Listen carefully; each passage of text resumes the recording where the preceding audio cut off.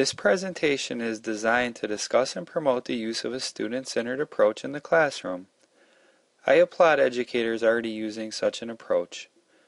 I hope this presentation will illustrate why such an approach is needed to meet the demands of today's learners.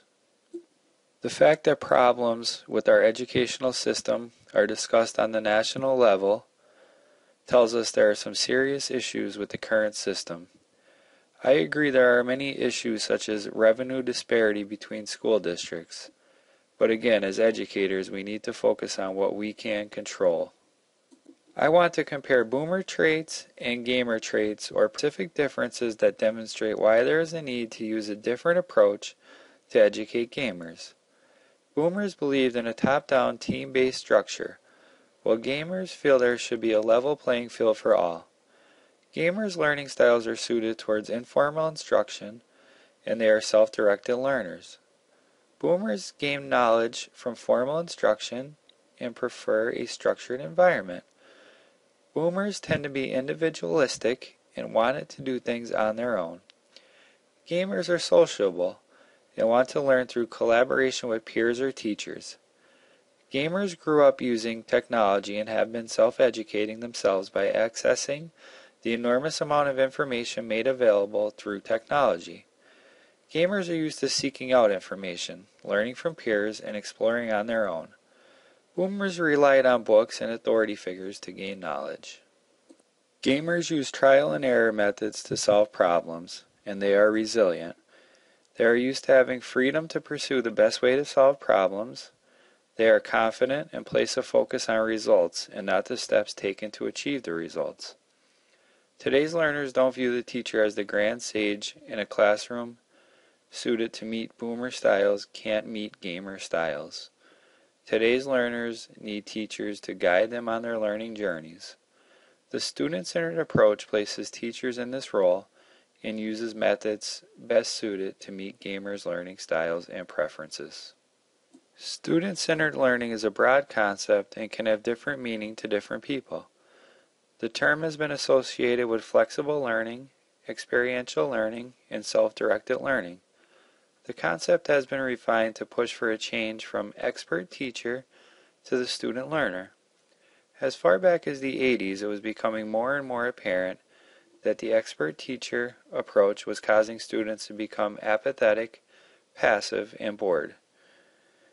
To combat this passiveness and apathy, reformers favor giving students choice during their learning. Unfortunately, many teachers still resort to using the expert teacher model. A student-centered model should also focus on how a student learns as opposed to how a teacher disseminates information. Teachers may feel they won't play an important role in a student-centered approach. I argue that students will respect teachers more when they use a student-centered approach. This will lead to more meaningful interaction between teachers and students in the classroom. The student-centered approach involves the teacher acting as a guide. Peers will view each other on an equal level and learn from each other during lessons in the student-centered classroom. Allowing peers to interact and use each other as resources will free up teacher time to work with small groups or individuals needing further guidance. Activity discovery and self-directed learning are components of a student-centered approach. Students in such an approach must participate to learn, and they should be given choice as to how they will approach specific aspects of a lesson. In my opinion, the characteristics used to describe a student-centered approach will allow gamers to be more successful in the classroom. According to Peter Pappas, one way to determine if student-centered learning is occurring in a classroom is to look at the role students are given in 4 central elements of any lesson: the content, product, process, and evaluation. He promotes working with students to determine which element or elements of a lesson they are more comfortable taking control of. Taking this approach to using a student-centered model should help teachers manage the classroom and be more involved in aspects of the lesson that students find more challenging.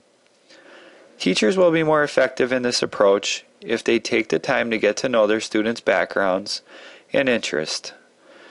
This can be as broad as getting to know typical NetGen characteristics, or as specific as getting to know students' interests or future plans. This approach will allow you to ask students what interests them and incorporate these things in your class. This should increase motivation and lead to fewer behavioral problems. Technology has made it much easier to allow for collaboration on assignments and to allow students to explore and come to their own conclusions. Some examples of such technology include Google Docs, which allows students to easily collaborate on documents. Learner management systems pull together a plethora of useful tools that promote student-centered discussion and collaboration. Students can use wikis to work together and track their participation on assignments. The document is then open and available for anyone in the class to view. Students can post in asynchronous forums and reply to other posts. Synchronous chat rooms can allow for real-time collaboration and discussion. These tools foster collaboration and allow students to take charge of their learning experience. Student satisfaction when using these type of tools is generally very high. In a true student-centered classroom, students have a high level of choice and the power is primarily with the students. In the K-12 world, student choice on course selection is currently restricted by state graduation requirements or school curriculum requirements. Hopefully this will change in the future, but it will take significant effort to make this happen. As an educator at the high school level, I do think we can easily allow choice within the classroom, and that is important for today's learner. New technology and easy access to an enormous volume of information makes it much more realistic to allow students to use different approaches to reach a student-centered learning outcome. A few examples of activities that could be used in a student-centered approach include group or independent projects, debates, peer discussions, think, pair, share activities, choice and project selection, real or virtual field trips, use of an LMS and its tools, reflective journaling, games, simulations, and role plays. For a student-centered approach to be effective, teachers must provide clear learning goals so students can be aware of what is expected of them. Teachers should assess each learning outcome and provide feedback so students can determine if their approach got them to reach the goal. Well-designed rubrics can help a teacher focus on specific goals within a lesson and help the student understand their level of achievement toward each goal. Incorporating real-world problems and seeking solutions to the problems can really excite students and motivate them to reach the express goal of solving the problem. What are some components of assessments in a student-centered classroom? Students need to play a part in the assessment process on some assignments. How can this be done? Students can also be involved in the process of determining which method will be used to assess them. After a task is finished, students can then be part of the actual assessment on some assignments. This can be accomplished through the use of peer assessment or self-assessments. Involving students at the assessment level can be very empowering and give students a sense of control over the learning process. Students new to the approach being discussed may resist such an approach. They may not be comfortable since they have been spoon-fed by teachers. Some may see this new approach as some type of game that they don't want to participate in. Some students may have concerns about working in groups and receiving a grade based on the group's project. The reality is that skills learned in group activities are demanded by today's employers and needed at the collegiate level. Resistance to change is very natural for many people. Teachers must keep in mind why pursuing a student-centered approach is so worthwhile for today's learners. Teachers trying to use this approach for the first time don't have to dive totally into the approach. They can slowly incorporate the approach into specific aspects of the lesson. They can try the student-centered approach in one or two components of a lesson and slowly incorporate it more and more into the classroom. Teachers will need support from peers experienced with using such an approach and support from administrators while implementing the approach. Teachers may resist this approach because they have developed curriculum in a teacher-centric fashion. It will require a lot of work for these teachers to change procedures and curriculum to a student-centered approach. These teachers may only move to a student-centered approach if forced by administrators. Some use the argument that using this type of approach will not allow them to cover the necessary content. This has not been proven. The reality is that the amount of content covered is very dependent on the individual teacher. The same goes in a teacher-centric approach. Others argue that the method has not proven effective or it doesn't work for minority students. These arguments are simply not valid.